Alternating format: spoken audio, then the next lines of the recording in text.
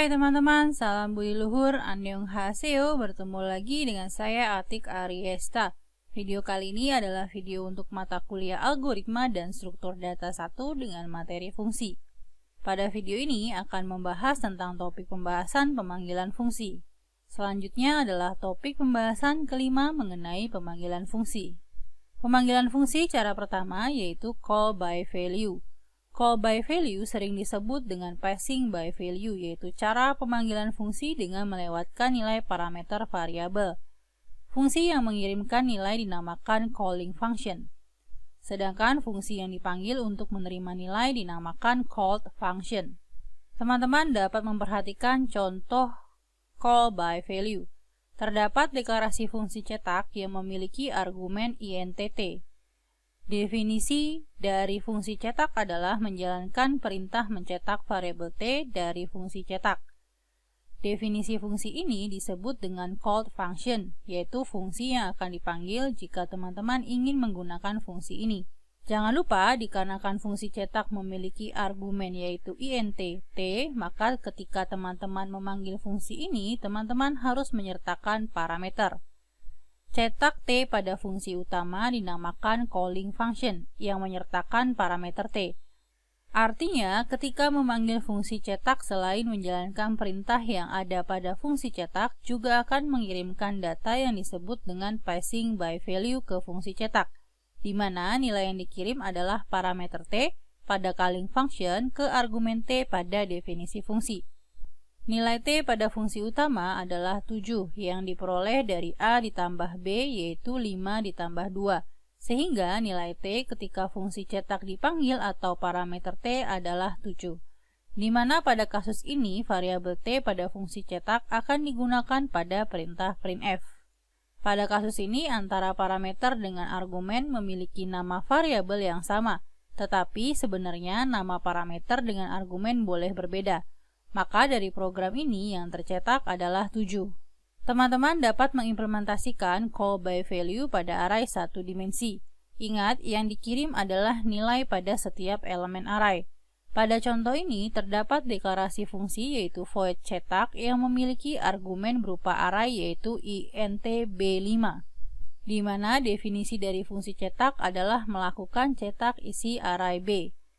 Definisi fungsi ini merupakan called function yang memiliki argumen B5, sehingga ketika memanggil harus disertakan parameternya.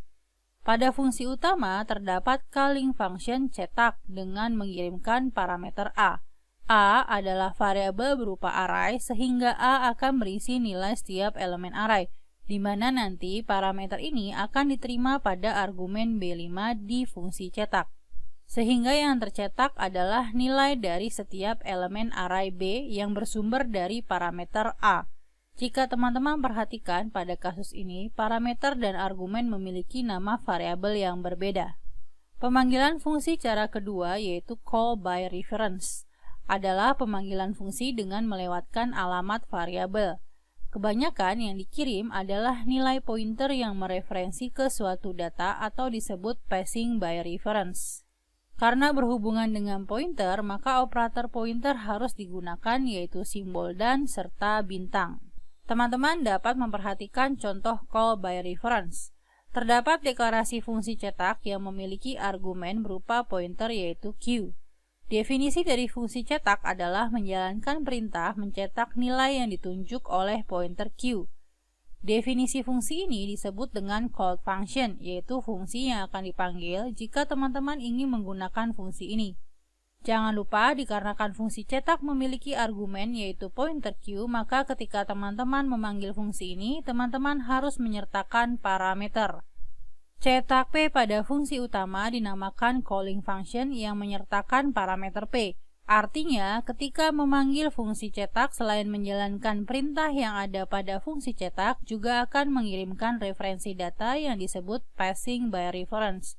Karena P merupakan pointer, sehingga yang dikirim adalah alamat yang ditunjuk oleh pointer P. Saat ini, pointer P menunjuk ke alamat variabel A. Pointer P akan mengisi argumen pointer Q pada fungsi cetak. Artinya, pointer Q juga menunjuk ke alamat variabel A. sehingga yang tercetak adalah nilai yang ditunjuk oleh pointer key yaitu 5. Teman-teman dapat mengimplementasikan call by reference pada array satu dimensi. Ingat, yang dikirimkan adalah referensi alamat yang ditunjuk oleh pointer. Pada contoh ini, terdapat deklarasi fungsi yaitu void cetak yang memiliki argumen berupa pointer q, di mana definisi dari fungsi cetak adalah melakukan cetak isi array A. Definisi fungsi ini merupakan call function yang memiliki argumen pointer q, sehingga ketika memanggil harus disertakan parameternya.